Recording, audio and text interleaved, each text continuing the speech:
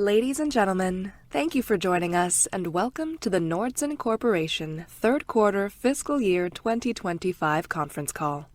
After today's prepared remarks, we will host a question and answer session. If you would like to ask a question, please raise your hand. If you have dialed into today's call, please press star 9 to raise your hand and star 6 to unmute.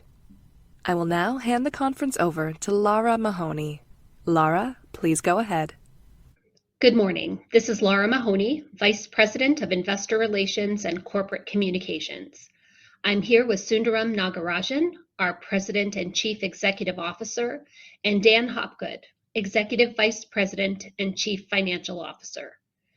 We welcome you to our conference call today, Thursday, August 21st, to report Nordson's fiscal 2025 third quarter results. You can find both our press release as well as our webcast slide presentation that we will refer to during today's call on our website at www.nordson.com/investors. This conference call is being broadcast live on our investor website and will be available there for 30 days. During this conference call, we will make references to non-GAAP financial metrics. We've provided a reconciliation of these metrics to the most comparable GAAP metric in the press release issued yesterday. Before we begin, please refer to slide 2 of our presentation, where we note that certain statements regarding our future performance that are made during this call may be forward-looking based upon Nordson's current expectations.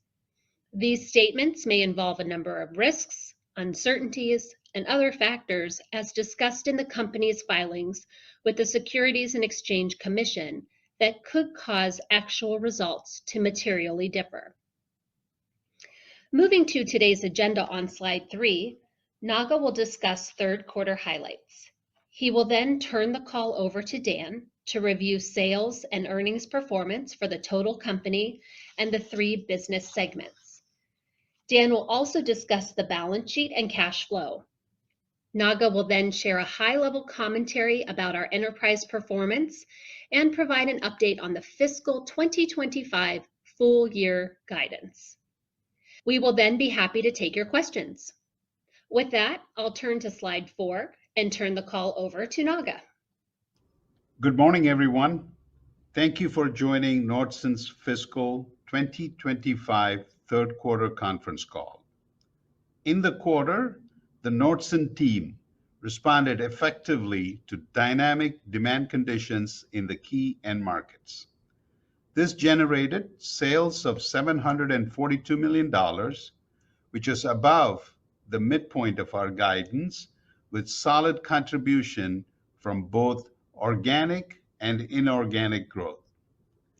The Advanced Technology Solutions segment was a big contributor to this performance, delivering a second consecutive quarter of double-digit organic sales growth. Operational excellence drove strong profit performance, increasing adjusted earnings per share by 13% and EBITDA by 15% compared to prior year. The third quarter was the final full quarter of Atrion's first year post-acquisition. As you will recall, we closed the Atrion acquisition on August 21st of 2024, expanding Nordson's medical portfolio into proprietary medical infusion fluid delivery and niche cardiovascular solutions. In the quarter, our employees again exceeded expectations and contributed to both sales and earnings results. This is the result of commercial scale that Nordson has brought to the business, as well as the positive market acceptance of the product portfolio. Their operational performance reflects solid execution of the integration plan, as well as the ongoing deployment of NBS Next. I would also like to highlight our free cash flow of $226 million and cash flow conversion of 180% of net income during the quarter. This represents record quarterly free cash flow and was driven by a focus on sustainable working capital improvements. We used this cash to reduce debt, repurchase shares, and return dividends to the shareholders, all the while continuing to invest in the company. I will speak more about the enterprise performance in few moments, but first, I'll turn the call over to Dan to provide detailed perspective on our financial results for the quarter. Thank you, Naga, and good morning, everyone. On slide number 5, you'll see third quarter fiscal 2025 sales of $742 million were up 12% from the prior year third quarter sales of $662 million. As Naga mentioned, the Atrion acquisition continues to perform above expectations and contributed 8% to our growth in the quarter. Total organic sales increased 2%, and we're up 3% if you exclude the medical contract manufacturing business that is now treated as held for sale. Our organic performance includes contributions from both our advanced technology and medical fluid solutions segments during the quarter. We also had a positive year-over-year currency impact of 2% in the quarter, adding to that performance. Gross profit in the third quarter was $407 million, a healthy and consistent 55% of sales. Our SG&A leverage improved year over year, leading to a 15% improvement in operating profit, adjusted for acquisition-related costs and amortization, and charges associated with the exit of our medical contract manufacturing business. EBITDA was $239 million, or 32% of sales. This represents a 15% increase in EBITDA dollars and a 70 basis point improvement over the prior year third quarter. EBITDA growth continues to benefit from strong incrementals in our ATS segment, as well as contributions from the Atrion acquisition. It's worth noting that in a very dynamic trade environment, our margin performance remains consistent and is a continued strength of the company. Looking at non-operating expenses, net interest expense was $26 million, an increase of $8 million versus the prior year, driven by higher year-over-year debt levels tied to the Atrion acquisition. Other expenses increased $3 million, primarily reflecting higher foreign exchange transactional losses compared to the prior year. And our tax expense on a U.S. GAAP basis was $33 million. This represents an elevated effective tax rate of 21% in the quarter and reflects discrete non-deductible charges, namely the write-down of allocated goodwill associated with the pending exit of the medical contract manufacturing business.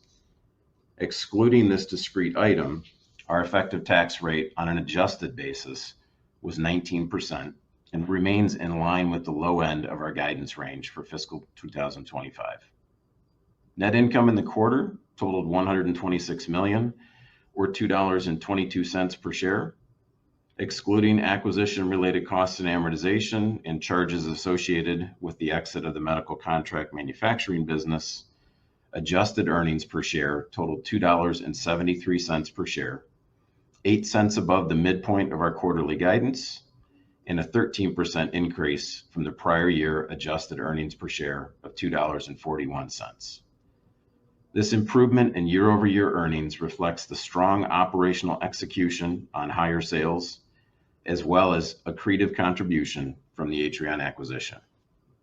Now let's turn to slides 6 through 8 to review the third quarter 2025 segment performance. Industrial Precision Solutions sales of $351 million increased 1% compared to the prior year third quarter. While improving sequentially from the second quarter, organic sales decreased 2% compared to the prior year, offset by a 3% favorable currency impact.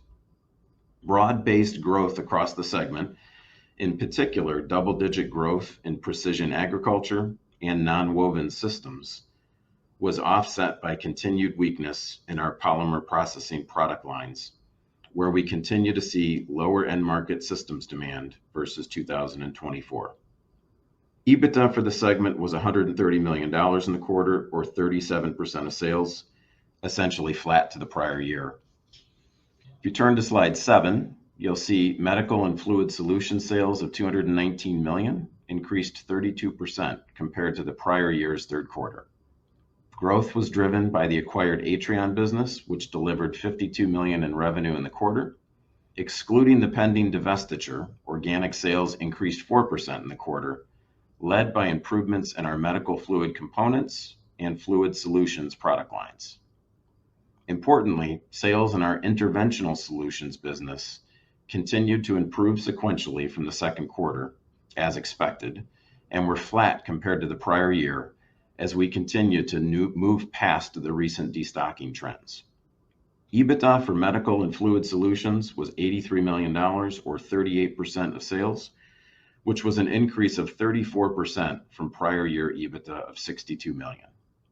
The increase was driven by strong conversion on Atrion sales and SG&A leverage in the core businesses. Turning to slide 8, you'll see advanced technology solution sales were $171 million, a 17% increase compared to the prior year third quarter.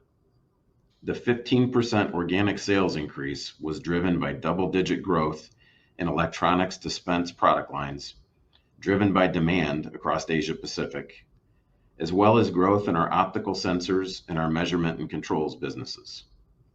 This was partially offset by weakness in X-ray inspection system sales during the quarter. Third quarter EBITDA was $42 million, or 24% of sales, which represents an increase of 35% compared to the prior year third quarter EBITDA of $31 million, or 21% of sales.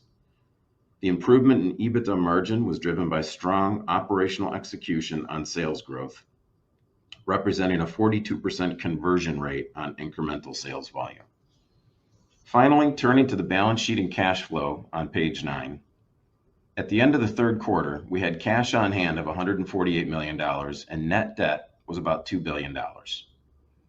Importantly, we continue to sequentially improve leverage quarter after quarter, driven by both EBITDA growth and a reduction in net debt, improving our leverage ratio from 2.5 times at the start of the year to 2.2 times at the end of the third quarter. Our free cash flow generation reached a record $226 million during the quarter, resulting in a 180% conversion rate on net income for the quarter and a year-to-date cash flow conversion rate of 140%. The strong cash conversion was driven by operational improvements in working capital, an area of emphasis in this dynamic environment. In the quarter, and in line with our balanced capital deployment strategy, we reduced net debt by over $100 million, repurchased over $70 million in shares, paid $44 million in dividends to our shareholders, and spent $12 million on capital investments to continue driving organic growth. In summary, we had a strong operational quarter, and our team delivered on their commitments despite ongoing uncertainty in geopolitical and trade policies. While market conditions remain mixed for some of our businesses, we're well positioned to capitalize on profitable growth opportunities, and our operational execution continues to be a strength for the company. With that, let's turn to slide 10, and I'll turn the call back to Naga. Thanks, Dan. I'm very proud of the Nordson team and how they have been able to deliver for our customers in this dynamic environment. As highlighted on slide 10, our strong growth portfolio, high recurring revenues, diversified niche end markets, close to the customer model, proprietary differentiated products, and NBS Next framework positions us well for long-term growth. Turning to slide 11, I'd like to take a few moments to talk about what we're seeing in the end markets as we enter our fiscal 2025 fourth quarter. Starting with our Industrial Precision Solutions segment, we continue to see sustaining investments in packaging and nonwoven end markets. Precision agriculture demand is improving in Europe and South America, given the strengthening demand for increasing yields and quality in these regional markets.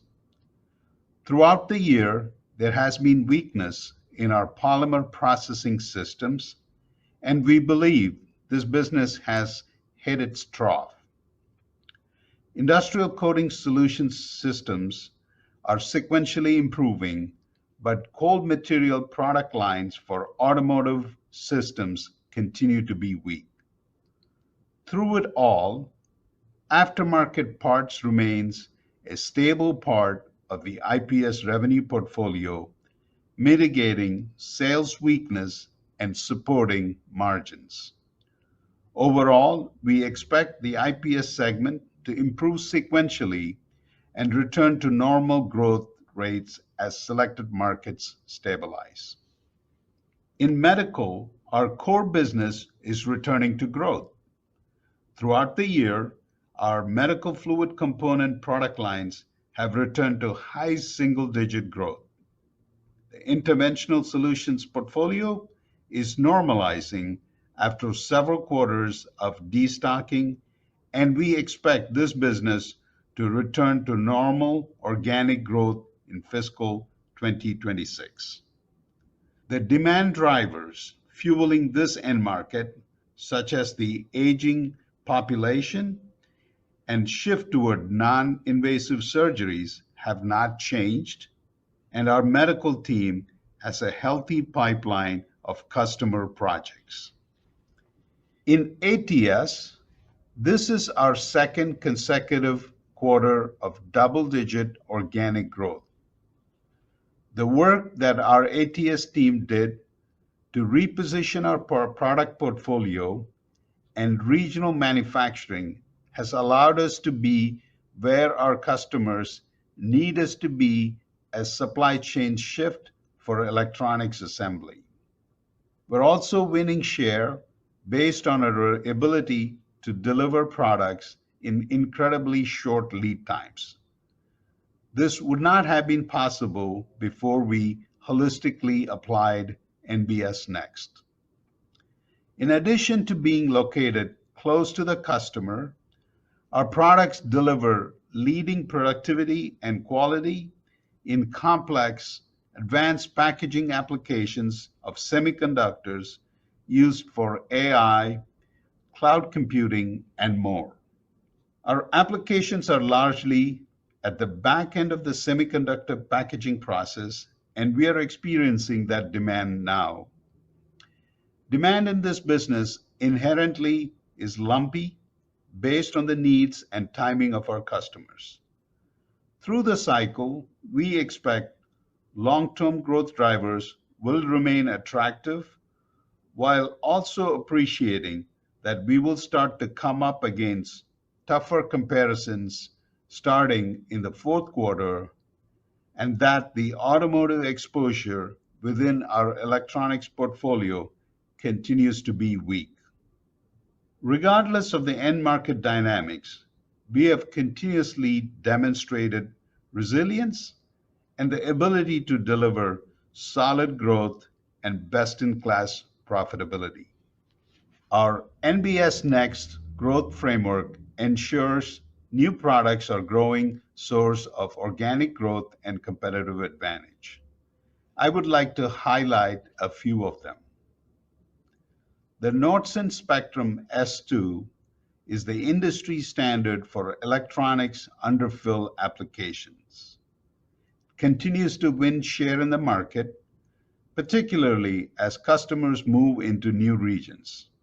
Its quality, accuracy, and ease of use make it a trusted resource, and our teams continue to build upon its strong foundation for today's standards. Our industrial coatings business has launched the first of a multi-year platform rollout of new global controls for its powder coating systems. This new control system has a plug-and-play feature that would simplify operations and improve ease of use for our customers. Finally, I would like to highlight the new Nordson Medical Pharmalog Zero clamp, which is a great example of the continued innovation in fluid components. This proprietary clamp ensures consistent sealing, eliminating leaks with any fittings on the market, and improving assembly time for biopharma customers. We also remain focused on operational execution. As I mentioned earlier, we are very pleased with the integration of Atrion acquisition, which contributed to the adjusted earnings per share during the quarter. That is a year earlier than originally expected. We knew there were opportunities for operational efficiency when we acquired this business, and the team's holistic implementation of NBS Next has accelerated those benefits. In businesses where we are experiencing weaker customer demand, we have implemented targeted restructuring to adjust cost structure. These actions have been substantially completed and are expected to provide ongoing annual benefits of over $15 million by 2026. Our growth framework ensures we remain intentional about where we focus within our product portfolio. As we noted last quarter, we plan to divest the contract manufacturing portion of our medical device product line. That transaction is expected to close in the fiscal fourth quarter. Exiting these product lines will increase our focus on higher value proprietary medical components, including devices from the recent Atrion acquisition. Finally, as Dan mentioned earlier, our strong balance sheet allowed us to take advantage of the dynamic market conditions in the third quarter and accelerate share repurchases. Year to date, we have bought back $212 million in shares. I'm also pleased to share that our board of directors has approved a new authorization to repurchase $500 million in shares, bringing our total remaining authorization to approximately $800 million. In the quarter, we also reduced our leverage to 2.2 times EBITDA, well within our long-term target. This demonstrates our ongoing commitment to a balanced capital deployment strategy. Turning now to outlook on slide 13. Benefiting from the strong third quarter, we now expect to be slightly below the midpoint of our full-year sales guidance, inclusive of the pending divestiture of our medical contract manufacturing business. On earnings, we expect to be slightly better than the midpoint of our full-year guidance based upon our strong operational execution and ability to maintain margins in this dynamic environment. As always, I want to thank our customers and shareholders for your continued support. In particular, I want to thank our Nordson employees who are passionate about meeting the needs of our customers. Your efforts show. With that, we will pause and take your questions. We will now begin the question and answer session. If you would like to ask a question, please raise your hand now. If you have dialed into today's call, please press star 9 to raise your hand and star 6 to unmute. Please stand by while we compile the Q&A roster. Your first question comes from the line of Jeffrey D. Hammond with KeyBanc Capital Markets. Your line is open. Please go ahead. Yeah, good morning. Can you hear me?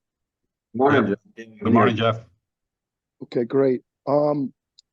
So I just wanted to get a better feel for what you're seeing from an order momentum standpoint, across the businesses, particularly, I guess, ATS, where you've built some momentum, and now you're talking about a little bit tougher comps, and then medical, as we kind of get through the destocking, and maybe just some color around the backlog down sequentially. Is that a function of timing, or some air pockets in the order book? Yeah. We'll split it two ways here, Jeff. Let Dan first take the question around backlog initially, and then I'll give you sort of color of the end markets in a broader way. Dan, you want to get started? Yeah, so I wouldn't overreact to the slight reduction in our backlog quarter to quarter. I think some of that is really a factor of our strong shipments during the third quarter. What I would say in general, Jeff, is we're seeing good stability in order intake across our businesses. You asked particularly about medical. I would say we're seeing good ongoing activity in our medical businesses. ATS, again, as I think Naga mentioned in some of the opening comments, tends to be a little more lumpy, but we are seeing overall what I would call good stable demand in all three of our businesses.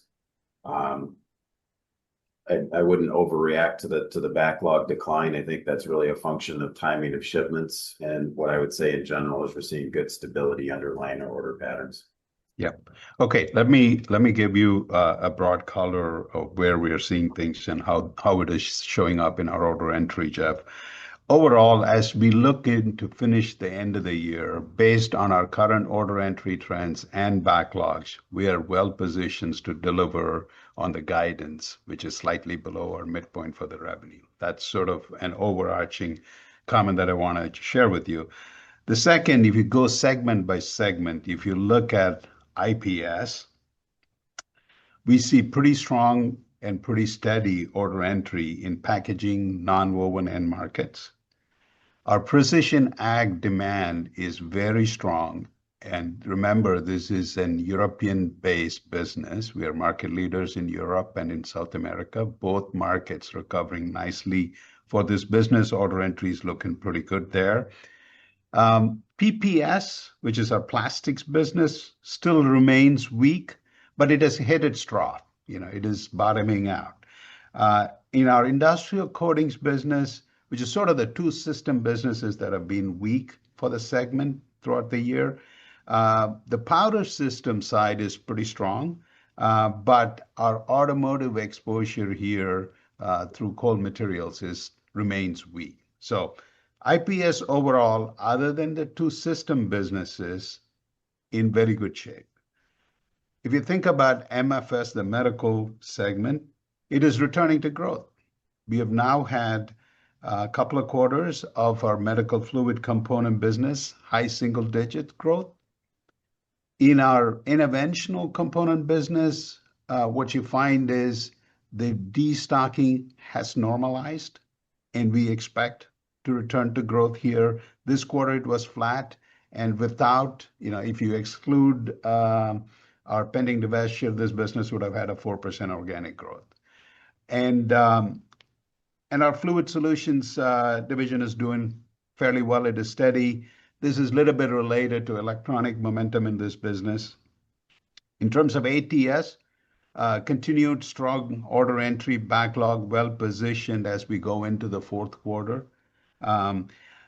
Look, this business we have always shared with you, it is a lumpy business, but the momentum for this business in terms of both semiconductor packaging investments, high reliability electronics,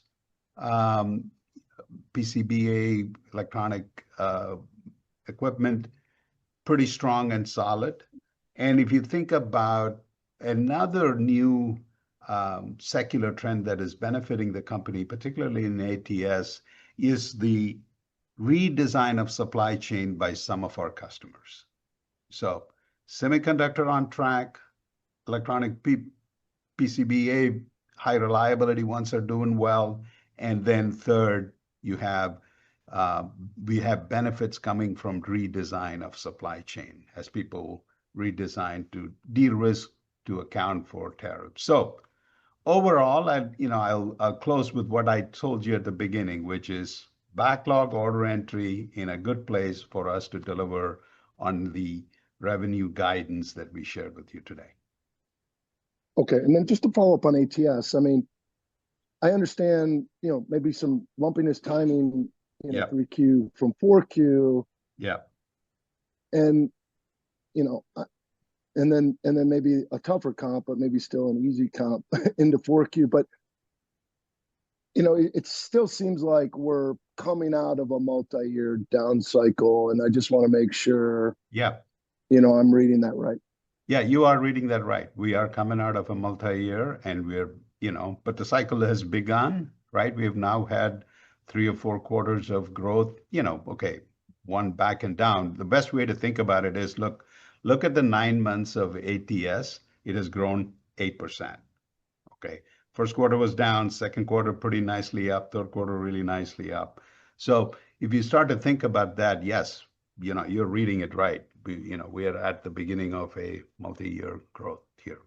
The growth prospects for ATS are intact, and we don't see that changing in the near term. Okay, perfect. Thanks, guys. Appreciate it. Sure. Your next question comes from the line of Michael Pesendorfer with Baird Equity Research. Your line is open. Please go ahead. Hey, good morning, everyone. Pezan for Mike. So I just want to follow up on Jeff's question on ATS here. We've heard some rumblings on pull forward in the semiconductor complex, and I just want to make sure that I'm reading your comments correctly. You're talking about an improvement in the cycle and things starting to take off. So help me understand your assumptions sequentially into the fourth quarter as it relates to ATS, and maybe help us with a little bit of color across dispense and T&I across acoustic X-ray and 3D optical.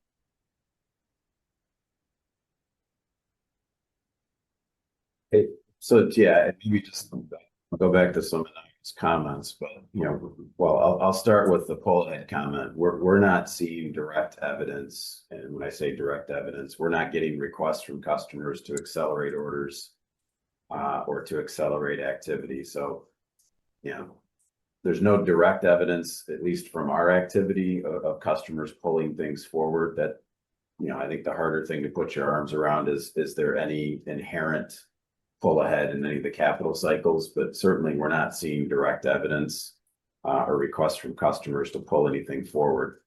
I think if I look across the businesses, we're seeing pretty broad-based demand in our electronics dispense products. We've been seeing good solid demand from our acoustic and optical products throughout the year. And if I look at our pipeline and our activity, we really don't see that changing. Again, we'll go back to Naga's point. There tends to be some lumpiness and could be some lumpiness quarter to quarter with some of these capital cycles. But from an underlying demand standpoint, we see good, stable demand in these markets. In a couple of things, Dan, sorry to interrupt, but Yeah, if I could please. add, one of the things to remember is in this business also, what matters is new products. What matters is customers' demands, customers' new applications, and Nordson being really strong in delivering on solving customers' new problems. So we have a number of new products that are getting launched in this business that are meeting the needs of ever more complex chips that our customers are making. And so, we feel really good about this business and feel really good about where we are headed in the cycle.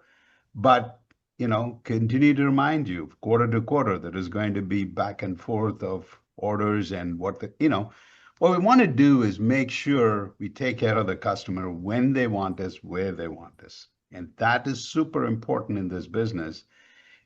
If you look back and think about how Nordson wins with technology. New products essential, but at the same time, we have added operational excellence as a core capability for the company, and that is allowing us to win share when it is available. And third is agility. our teams are incredibly agile. And so what you see in the third quarter is a great evidence of agility of the entire Nordson team, but particularly the ATS team, where we have moved things around to deliver on what the customer wanted, when they wanted, where they wanted, right? And I think in that way, I would tell you, I feel really good about where we are, and I feel really good about where we are headed. That's Yeah. super helpful color. I appreciate that, Dan and Naga. Maybe switching gears a little bit. Obviously, the balance sheet in great shape. You know, the increase in the share repurchase authorization. Can you maybe comment a little bit on how you see the M&A funnel today, where you're spending your time, and the level of opportunity? Should we be reading the share repurchase authorization as the M&A funnel maybe being a little bit tougher, or is that more of just a broad-based comment on how you're approaching capital allocation? Yeah, the way to think about PES is that, we have, in our investor day, we committed to a balanced capital allocation strategy. So what you see play out throughout this year is a very balanced approach. We did see an opportunity in the quarter with where the market is at and where our valuation at. It made sense for us to continue to buy back share, and that's what we've done. Year to date, we have repurchased about $212 million in shares, and the new authorization gives us more flexibility as we go into the rest of the year. Commenting on the M&A, our pipeline is healthy. Our pipeline is healthy. We continue to work opportunities. But look, we're going to be really disciplined around what strategic assets we would acquire, as well as what we would pay for them, and financially being disciplined about them. So no change in our approach or posture to acquisitions, but acquisitions is something we don't control, right? Things come to market when they come to market. And if it makes sense for us, we certainly do. I would take a moment to just think about Atrion, right? It is about a year since we have acquired Atrion. This is a commercial and operational success story for the company, right? And if you stop and think about where we are at on Atrion, we are now EPS accretive a year ahead of schedule, right? And so our posture on acquisition remains the same. It is a balanced approach. Over a period of 3 or 4 years, what you're going to find the company is have balanced organic and balanced acquisition. So the new authorization shouldn't be read into any difference in our approach to acquisitions. Understood. Thank you all.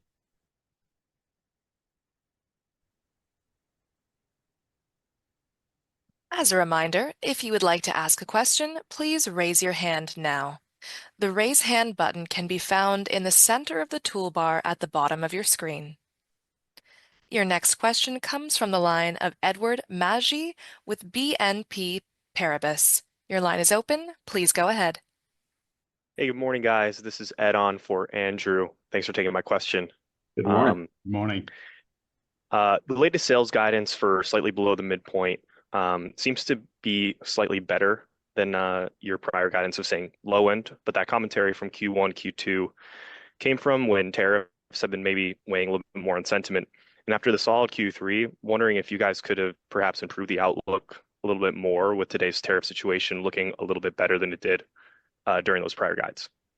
Yeah, so I appreciate the question. Maybe I'll just start with a bit of a recap, right? So, look, we had a slow start to the year, as you'll recall, with our first quarter sales being softer than expected. And at that point, we guided that we would be on the lower end of our sales revenue guidance. And so, 2 quarters later, in particular, after finishing out a strong third quarter, I think you're correct to, take away that we're improving our outlook slightly. Not saying that we'll just be slightly below the midpoint, and that also incorporates closing on the sale of our CDMO business during the fourth quarter. So that, taking that into account, you're correct in assuming that there's a slight improvement in our sales outlook, largely driven by the performance that we saw in Q3. And at this point, I would say we're very comfortable holding our outlook for the fourth quarter. Right. And I think, just as a reminder, think about the economic environment that we are living in. It is still a very dynamic environment with a number of uncertainties still out there. Sure, the tariff situation, we continue to gain clarity every day, but it's still uncertain. That's sort of what we see in our customers' behavior. So the way we are thinking about it is, look, dynamic environment, Nordson fully participating in market momentum where it exists, and delivering one quarter at a time. And that has served us well, and it will continue to serve us well in this environment. So Yeah, very helpful. Thanks, guys. And then an unrelated follow-up, with regard to the divestiture charges, are you able to unpack what went into that 12 million? And then is there anything else we can expect to see in the fourth quarter, assuming that closes on track? Yeah, the charge, roughly $12.2 million, is essentially writing the business to estimated fair value less cost to sell, pending the actual close of the deal in the fourth quarter. There's also some small restructuring charges included in that to kind of wrap up and exit a couple of small pieces of the business. And so I would think of that as a one-time charge. Certainly the actual closing will be, and the value will be dependent on final working capital and truing up a few items, but I wouldn't expect any material change to that $12.2 million as we actually close the deal in the fourth quarter. Helpful. Thanks, guys. Yeah. Your next question comes from the line of Walter S. Liptak with Seaport Research Partners. Your line is open. Please go ahead.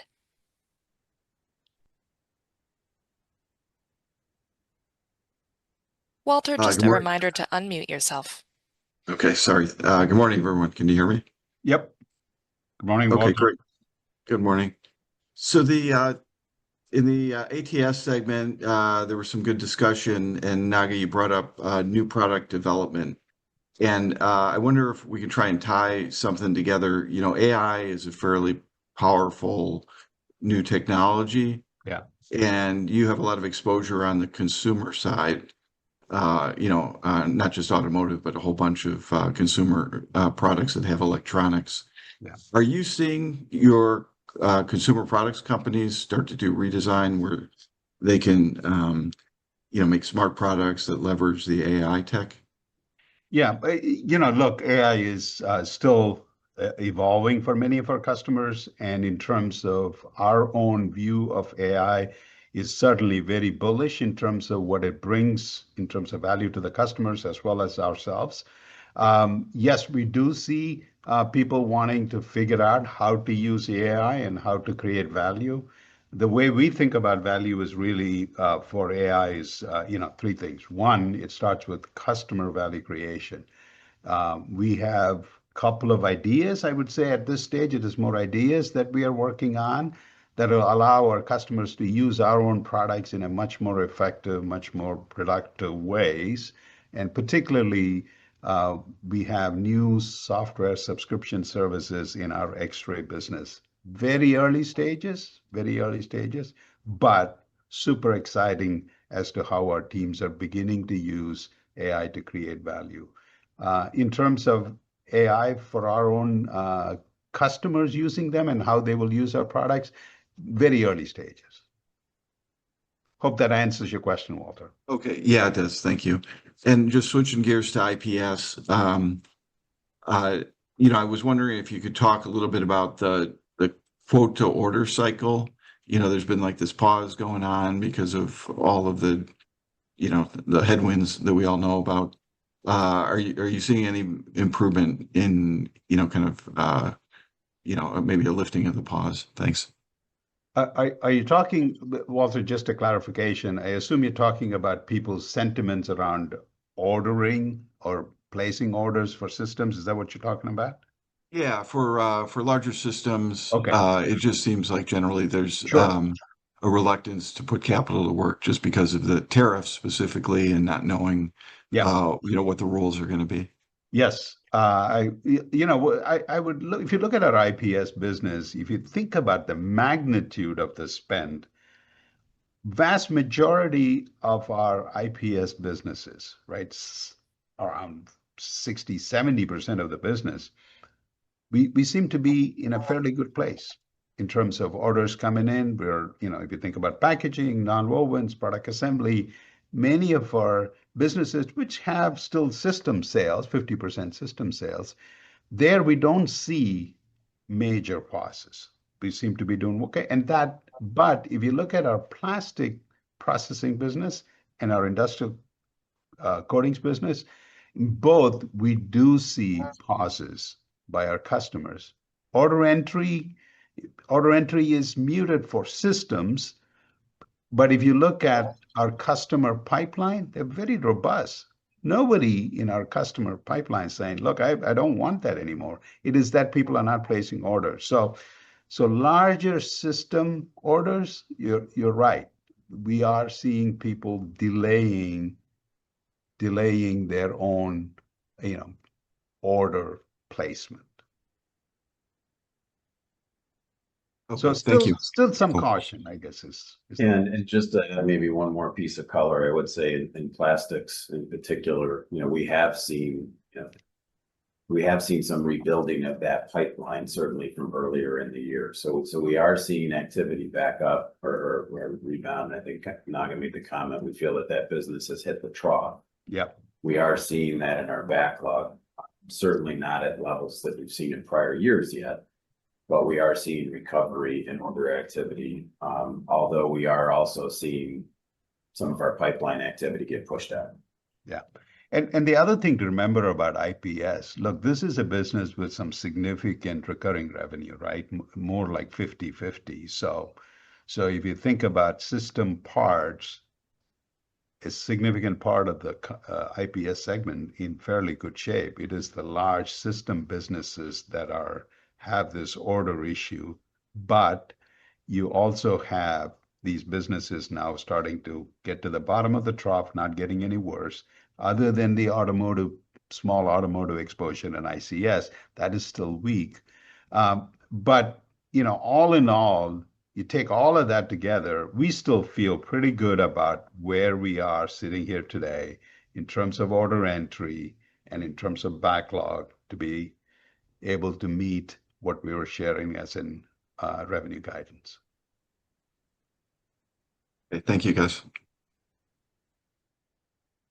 Your next question comes from the line of Brad Hewitt with Wolfe Research. Your line is open. Please go ahead.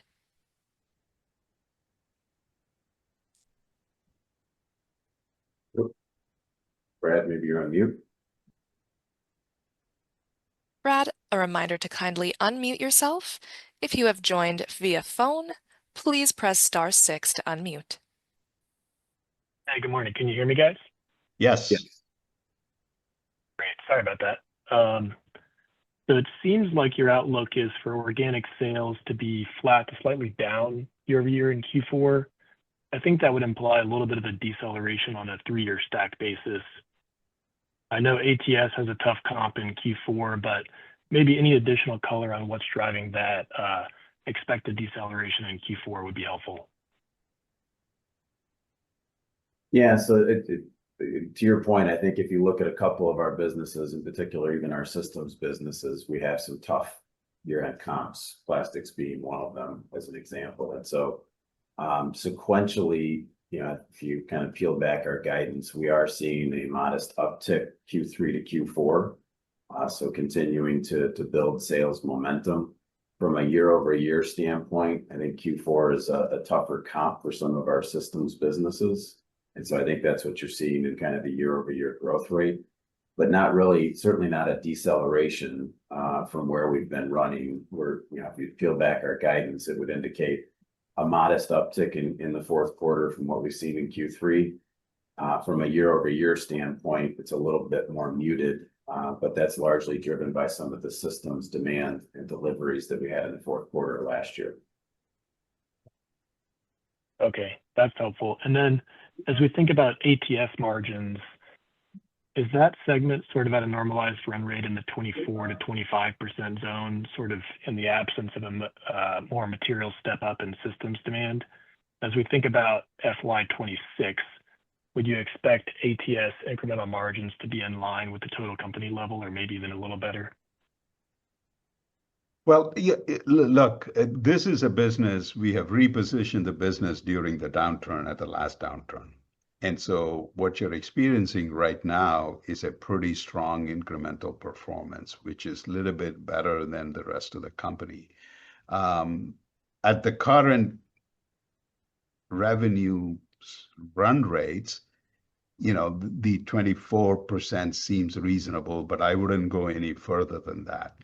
Because remember, this is a business that depends on new products and continuous investment in new products. So here, the SG&A load is far greater than everywhere else. Our investments in new products are more like 14, 15% of revenue, which is very different from our other businesses. So I wouldn't want you to get too far ahead of ourselves here, but the 24% EBITDA, 24, 25 seems reasonable. Great. Thank you. As a final reminder, if you would like to ask a question, please raise your hand now. The Raise Hand button can be found in the center toolbar at the bottom of your screen. If you have joined via Zoom Mobile, tap the More 3 dots option in the lower right corner of the meeting controls and select Raise Hand. If you have dialed into today's call, please press *9 to raise your hand and *6 to unmute.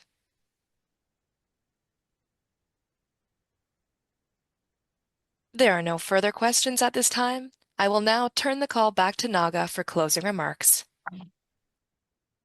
Thank you for your time and attention on today's call.